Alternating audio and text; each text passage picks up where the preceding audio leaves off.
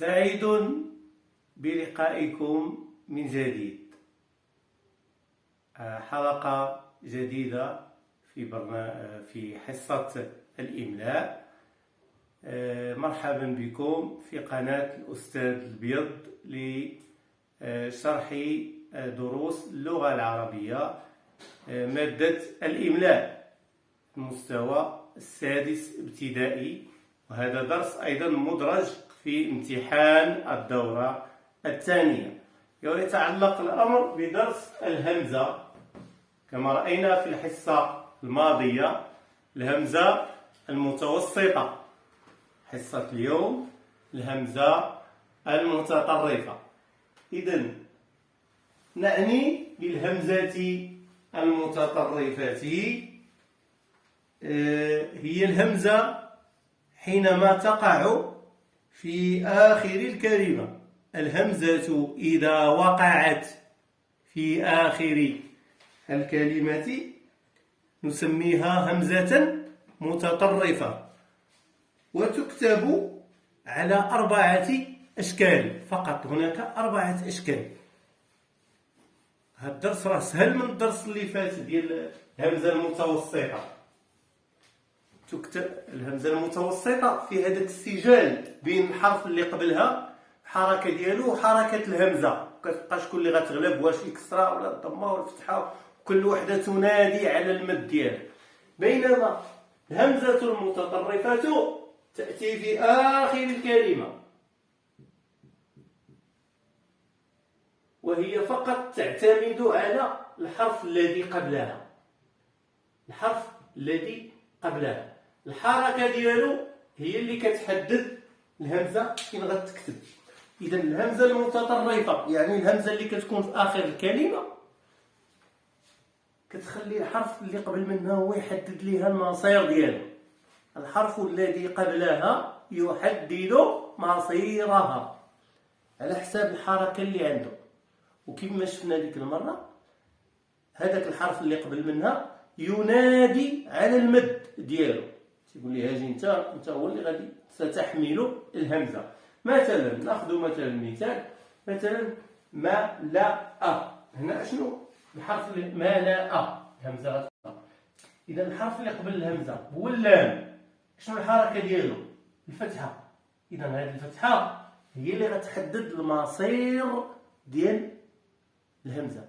الفتحة شكون الصديقة ديالها؟ المد ديالها. على من كتنادي على الالف. اذا صافي انتهى.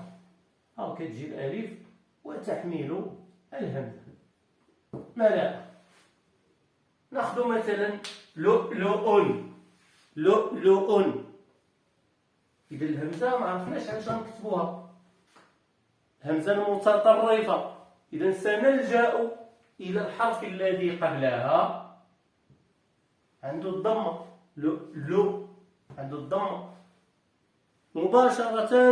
الضمة ستحسم في مصير الهمزات، ستنادي على المد ديالها. شنو المد ديال الضمة؟ هو الواو.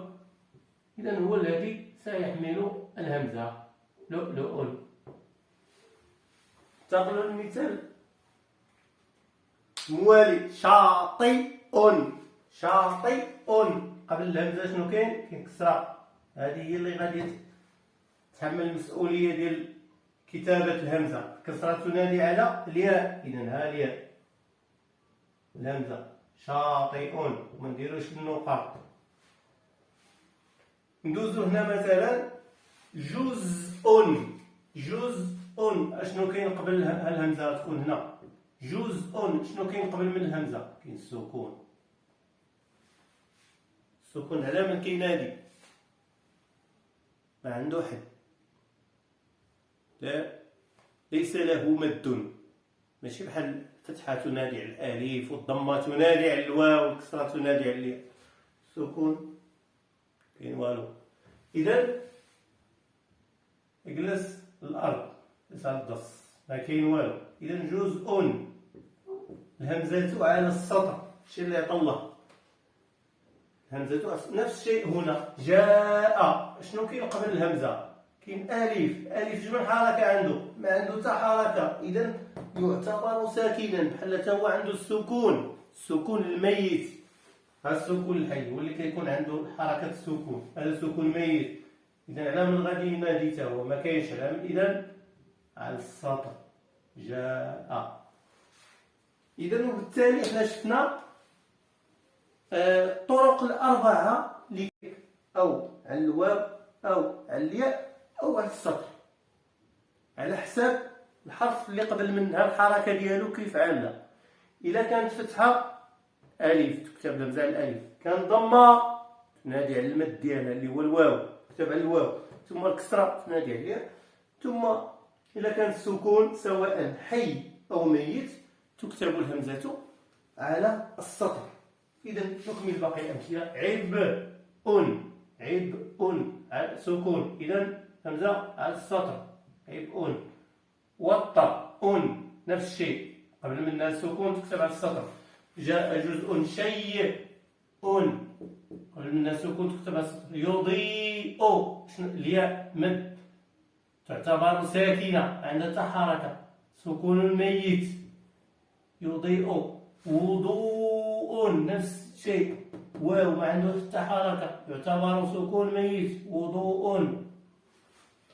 تعطيك مثال ملأ قبلها فتحة تكتب على الألف. ناشأ تكتب على الألف لأن قبلها فتحة. مرفأ تكتب على الألف لأن قبلها فتحة. امتلأ تكتب على الألف لأن قبلها فتحة. تباطأ تكتب على الألف لأن قبلها فتحة. تباطأ. لؤلؤ كتبناها على الهمزة، لماذا؟ لأن قبلها على الواو لأن قبلها ضمة. نفس الشيء بوء على الواو، لماذا؟ لأن قبلها ضمة. توضؤ قبلها ضمة تكتب على الواو. امرؤ نفس الشيء تكتب على الواو، لماذا؟ لأن قبلها ضمة. تنبؤ تكتب على الواو لأن قبلها ضمة. أخيرا شاطئ كتبنا على الياء، لماذا؟ لأن قبلها كسرة. ناشئ على الياء، كسرة كتنادي على الياء دائما. صادئ جاءت من الصدى وهو ما يصيب الحديد. يهنئ تكتب على الهمزة على الياء، لماذا؟ لأن قبلها كسرة. يهنئ. ثم بادئ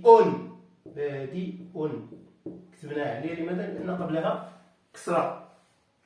إذن هنا هذه الهمزة هذه راها همزة متطرفة، نراجع الحصة الماضية. همزة متوسطات، هذه همزة متوسطة ماشي بحال هادشي اللي قرينا اليوم. إذن هنا لو بغينا نطبقوا القاعدة الماضية، شنو تلاقى قبل منها الضمة والسكون، شكون اللي أقوى؟ الضمة أقوى من السكون، إذن تكتب الهمزة على الواو. السكون مسكين ديما مغلوب هذا.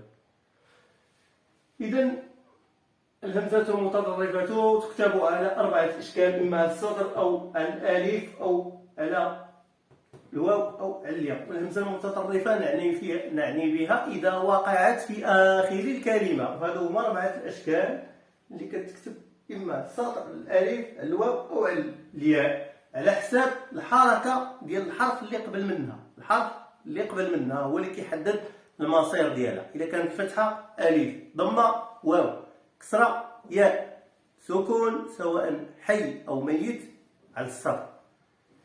إذا نلاحظ الأمثلة، وأتمنى أن تكونوا قد استوعبتم الدرس بشكل جيد. إلى اللقاء.